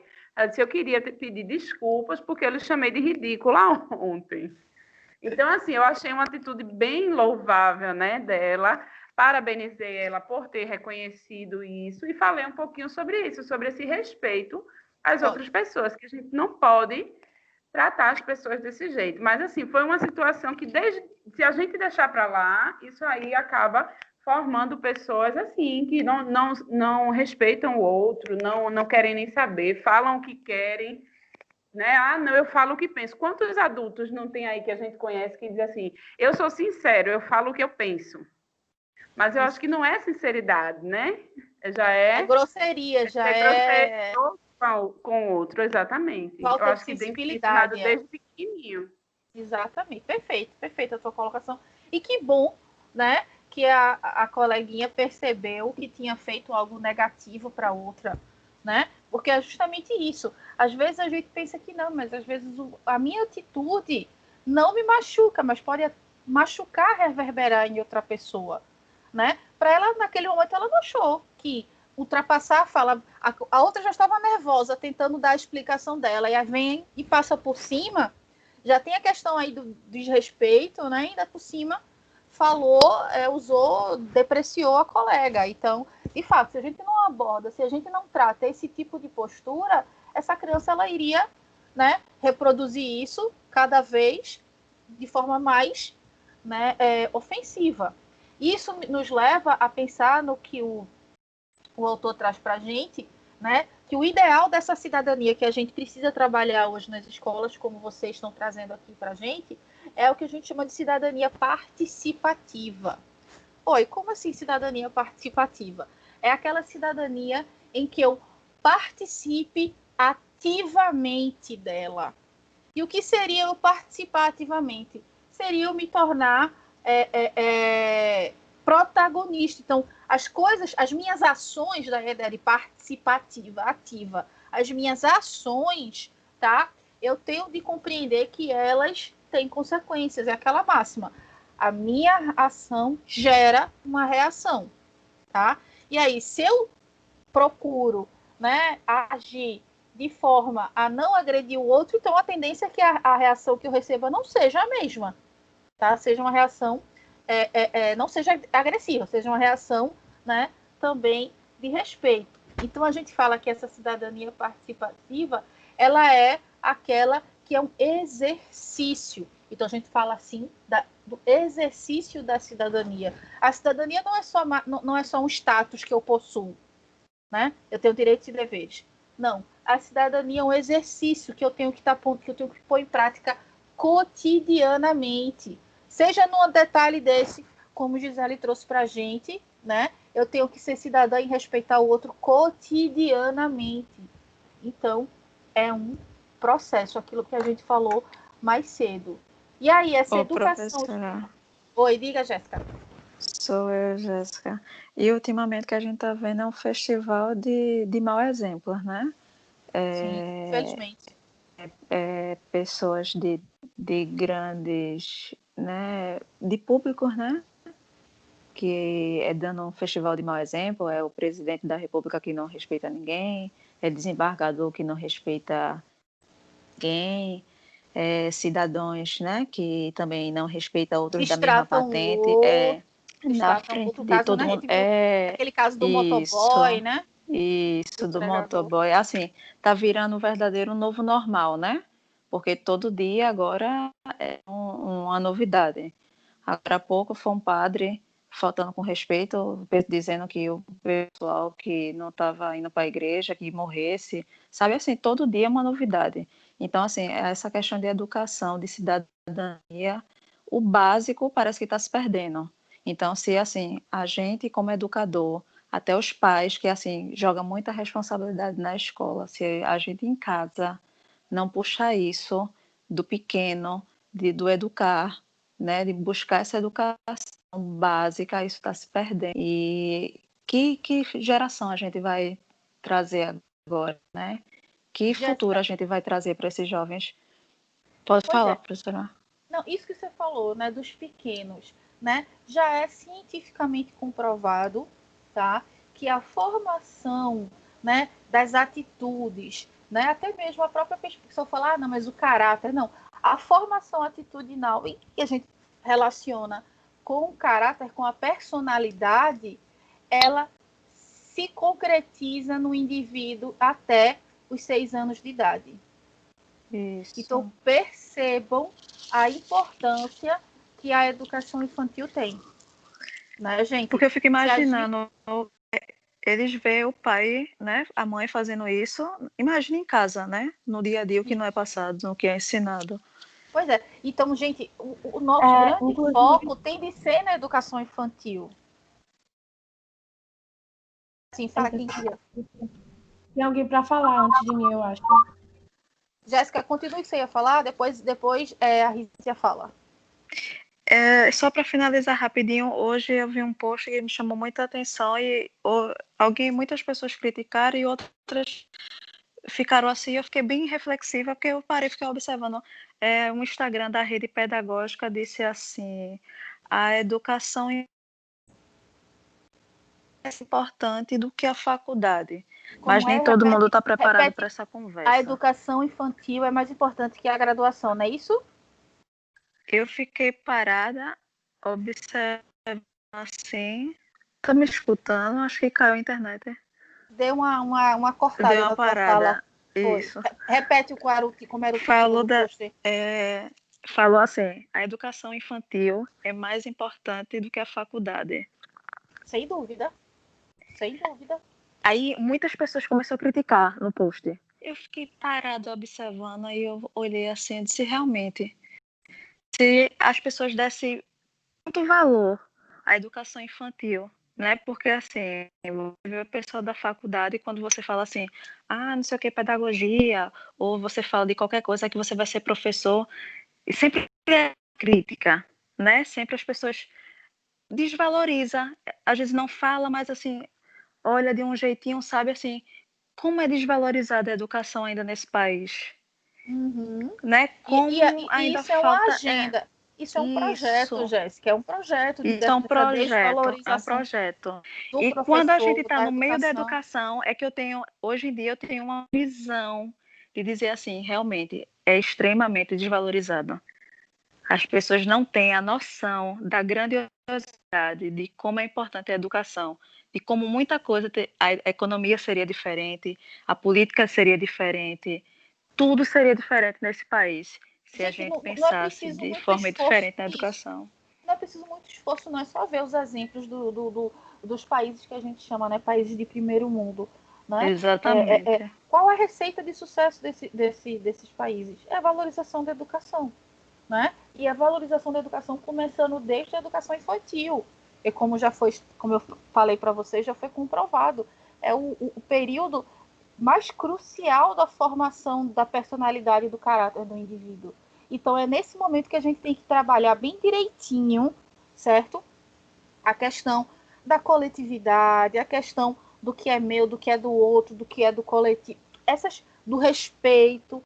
Esse é o momento, né? Porque depois daí fica mais difícil de fazer esse trabalho, porque a criança já começa, né, a sedimentar aquilo que ela entende como sendo correto. Então, cabe a nós, claro, também a família, ter esse cuidado imenso, gigantesco. Não que as outras fases não sejam importantes, mas definitivamente a educação infantil até os 6 anos é a fase mais crucial da educação. A gente tem que ter todo o cuidado, toda a atenção. Não à toa, né, a gente tem uma desvalorização, né, das professoras e professores dessa faixa etária. Normalmente é quem ganha menos na educação são as professoras de educação infantil, né, gente? O que deveria ser exatamente o contrário. A pessoa de educação infantil tinha que receber o salário que o professor universitário lá grandão recebe, né? Deveria, né? Diga, Gisa, tinha pedido a fala, diga, Rízia. Inclusive, a gente estuda em ação pedagógica, né, que essa fase de 3 a 6 anos, a criança está na fase do estágio de personalismo.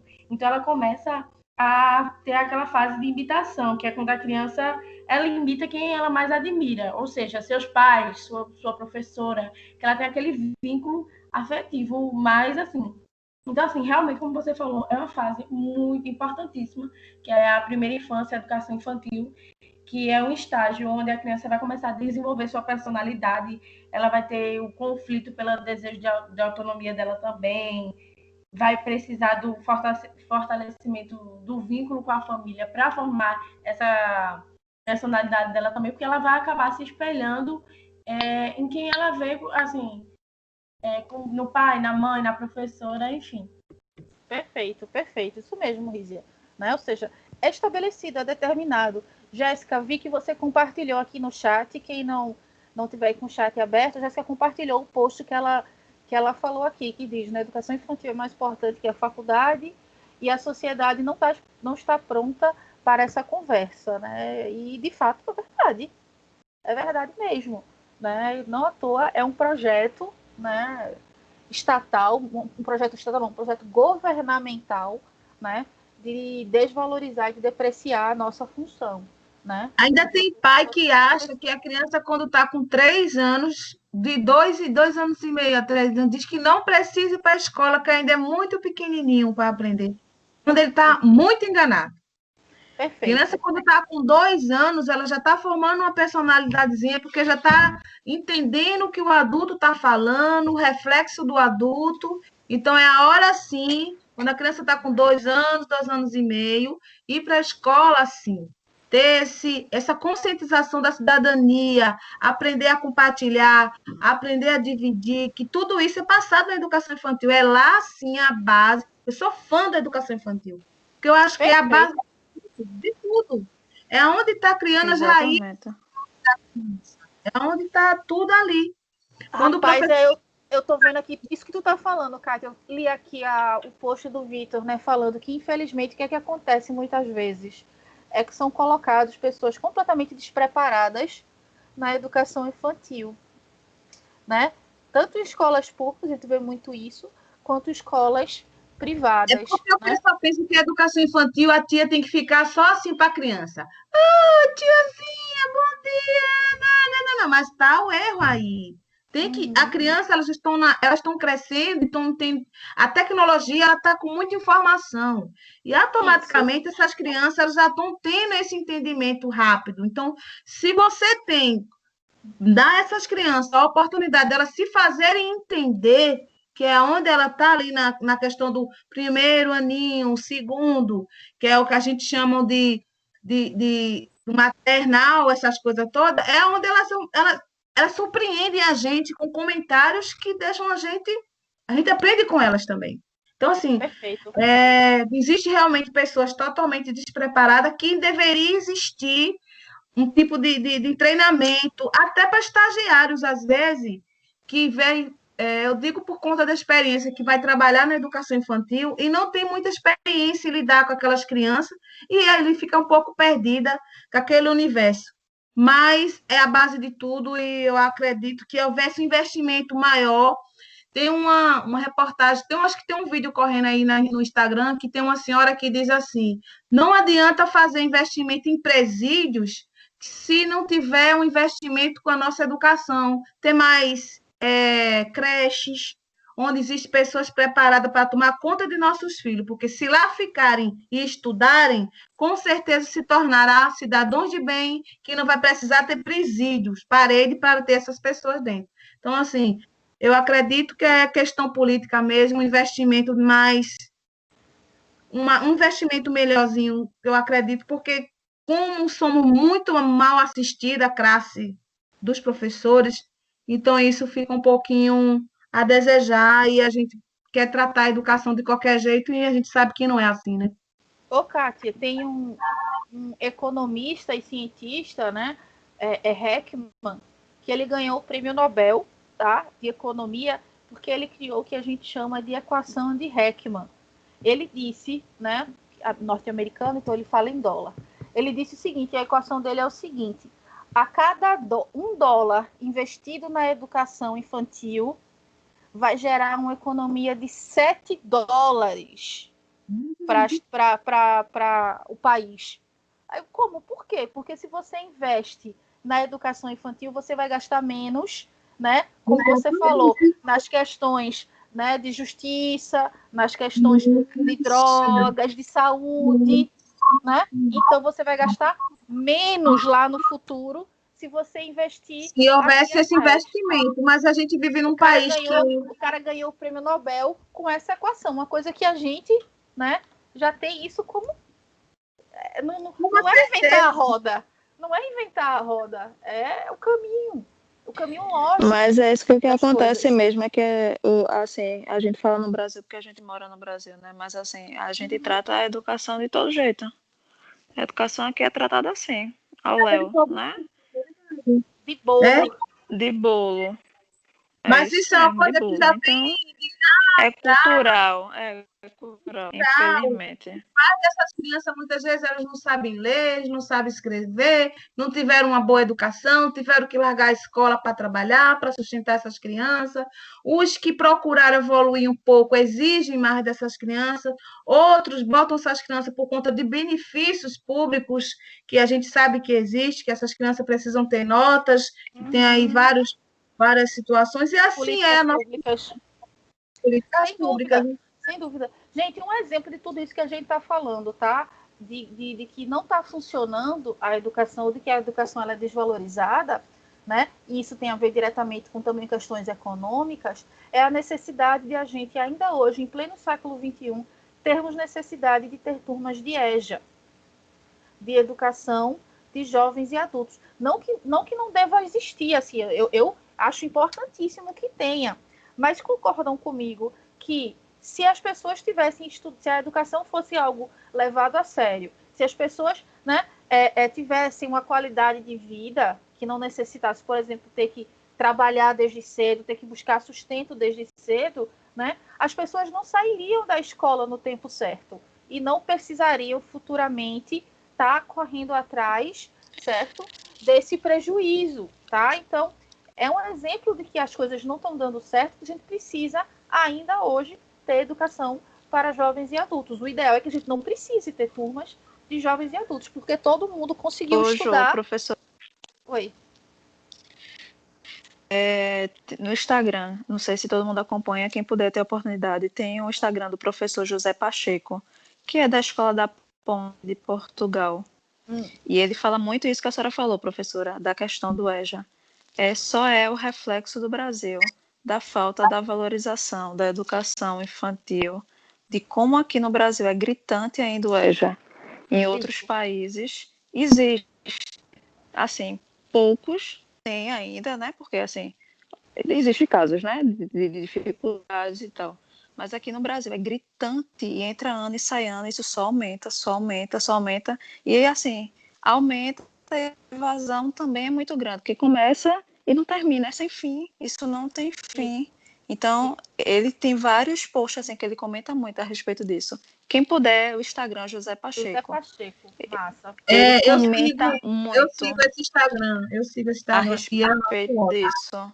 Mas e se a gente parar para observar, é muito, e é gritante isso. Mas é aquela coisa que eu falo antes, são a questão econômica. Tudo deformado é uma cúpula nisso. Se eu entro no EJA porque eu quero melhorar como cidadã, que eu quero evoluir como cidadã, eu quero ter uma coisa melhor, mas a minha questão econômica, a minha situação não me permite.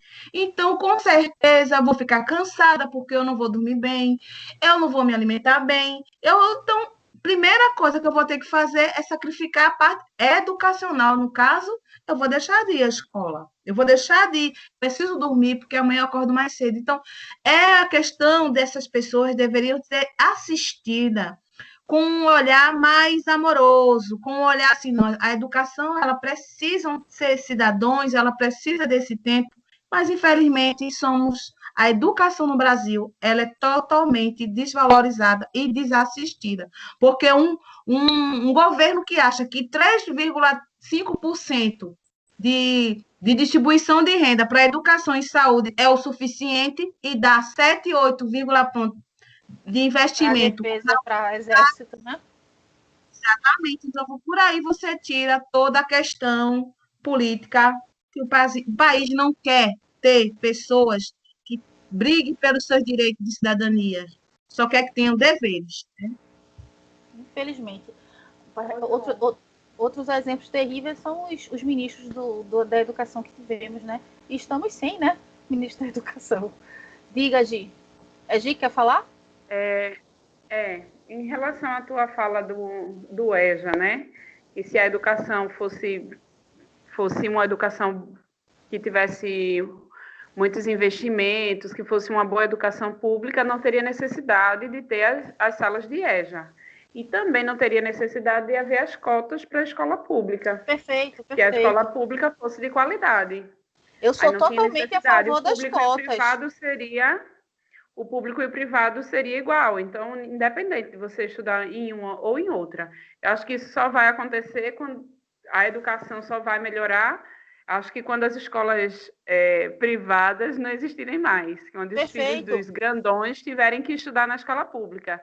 Se não existisse Gente, escola privada, a educação pública seria maravilhosa. Eu falei do exemplo, né? Vamos olhar os exemplos dos países que se deram bem, que estão bem sucedidos em educação, né? E vários desses exemplos, Dinamarca, Finlândia, qual foi a grande virada? Acabaram as escolas privadas, né? E toda a educação ela passou a ser pública, tá, gente? E aí sim, né? Não vai ter essa disparidade social, econômica, e aí, consequentemente, no nosso caso aqui, como eu estava falando, né? Eu sou totalmente a favor das cotas, porque eu entendo a necessidade delas, por conta de uma defasagem, né, histórica que a gente tem no nosso país. Mas o ideal é que a gente não precisasse ter cotas, né? Elas são paliativos, é um band-aid, a gente tem que evitar o ferimento, né? Ou seja, a gente tem que oferecer educação de qualidade, né, para pessoas de todas as classes sociais, do mesmo jeito, né? A própria questão da reparação étnica, né? Infelizmente, nós temos um passado, como a gente já falou tantas vezes aqui, né? Escravocrata, que ainda gera consequências nos dias de hoje, né? Vira e mexe, a gente tem uma notícia no jornal de uma pessoa negra sendo perseguida por ser negra, né?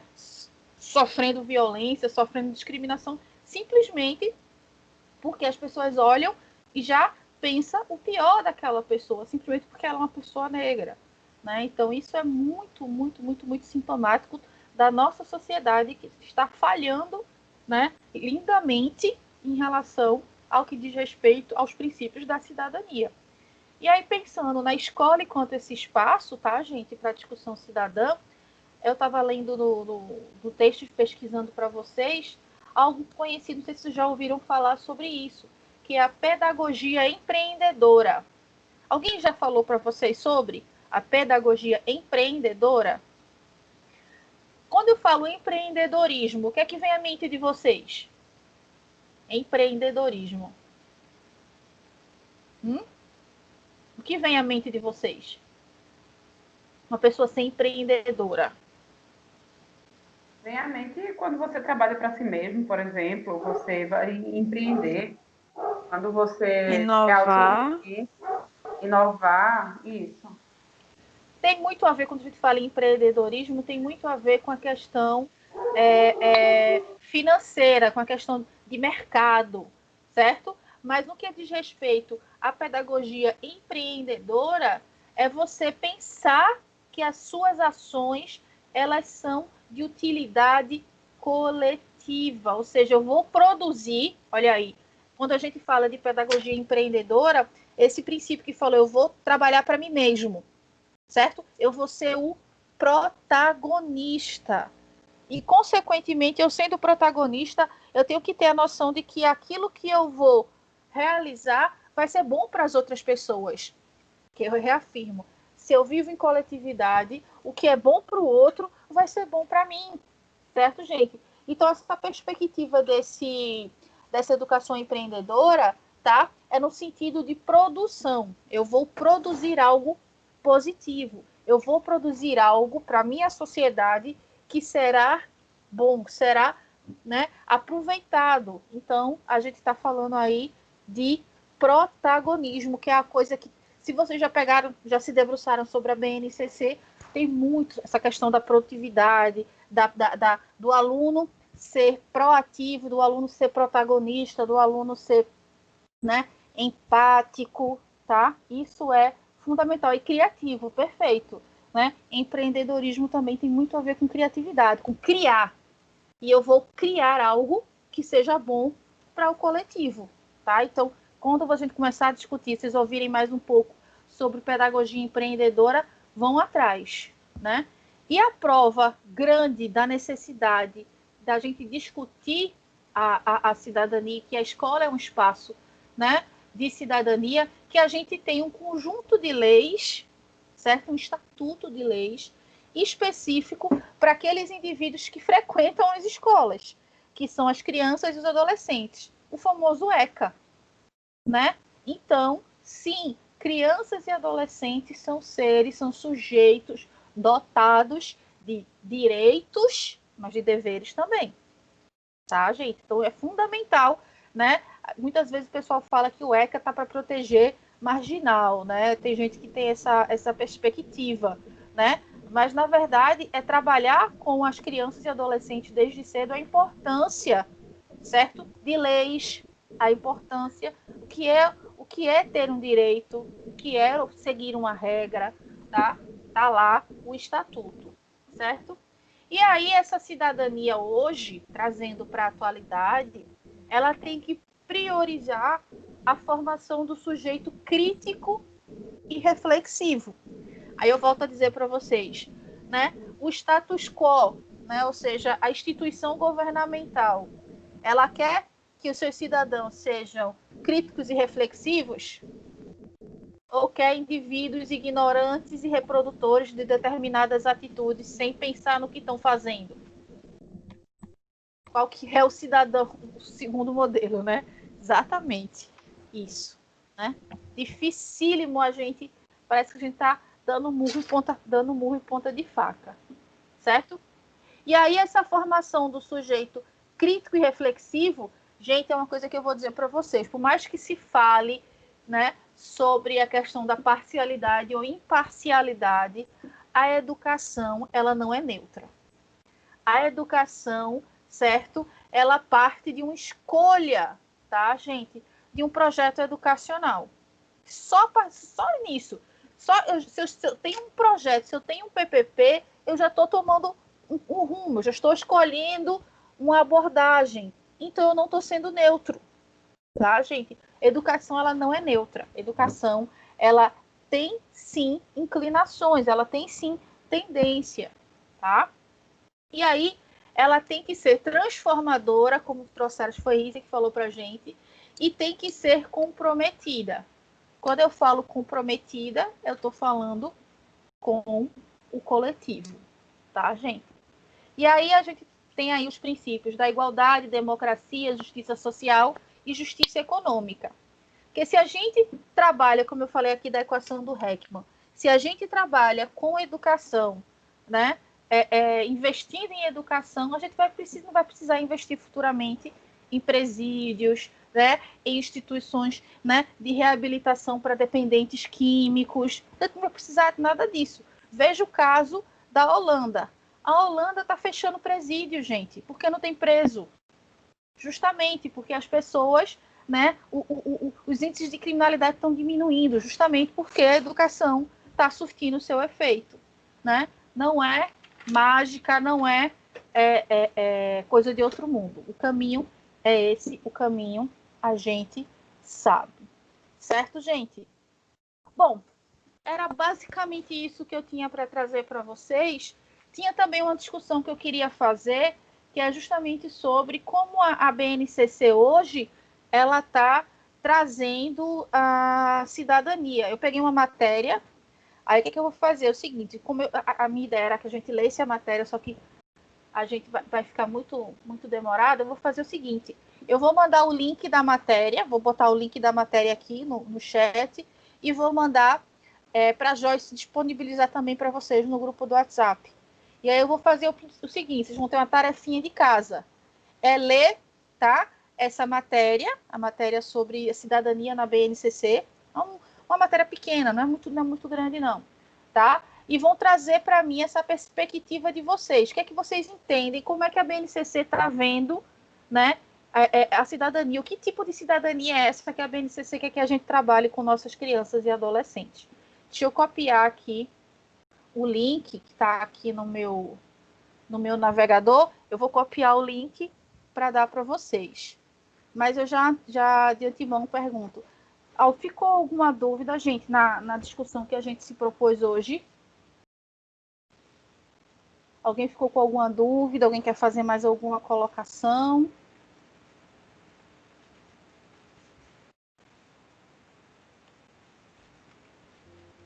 A aula foi ótima, Não, professora. Deu para compreender direitinho? Deu sim, professora. Foi ótimo. muito mal. Ótimo. Obrigada. Pronto, eu vou colocar aqui o link, Aí, se vocês já quiserem, já abram aí, ou no computador de vocês, ou no celular, e dão uma lida. É rápido, no instante vocês fazem isso. Deixa eu ver se foi. Agora foi. Cadê? Deixa eu ver se vai para vocês no chat. Porque o meu computador, bichinho, ele é um senhor idoso. Aí ele pensa devagarzinho. Apareceu para vocês aí no chat, gente? A minha postagem? Ainda não. Agora foi. Agora. Vejam lá. Pronto. Aí vocês dão uma clicada aí e vão na matéria fazer essa leitura. E aí na semana que vem a gente já começa a discussão, que vai dar continuidade a essa discussão de hoje, fazendo, né, essa troca de ideias do que vocês acharam, tá, da leitura dessa matéria. Ok, gente? Então eu vou encerrando agora a gravação da nossa aula, até para poder disponibilizar para as demais, que infelizmente eu vi que aqui em algum momento, acho que foi Juliana, botou o nome de algumas alunas que não estavam conseguindo entrar. Se preocupa não, eu vou disponibilizar o vídeo para vocês, certo? Para quem não teve e quem quiser de fato ver novamente, tá bom? Então eu agradeço, gente,